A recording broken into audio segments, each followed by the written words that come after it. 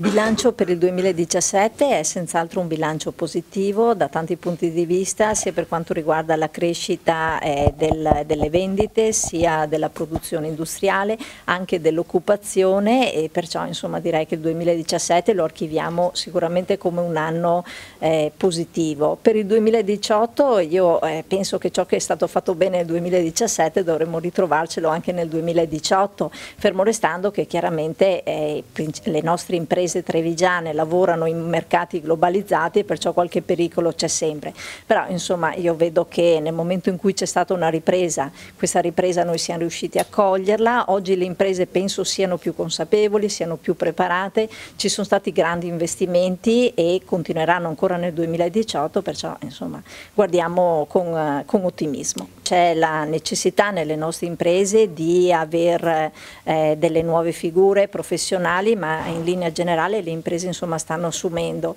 L'occupazione in provincia di Treviso, c'è una disoccupazione che è inferiore al 6%, questo è positivo e speriamo insomma continui così. Magari mancano alcune figure professionali, ma su questo anche come Un'Industria Treviso ci stiamo lavorando in modo da parlare di riqualificazione laddove serva.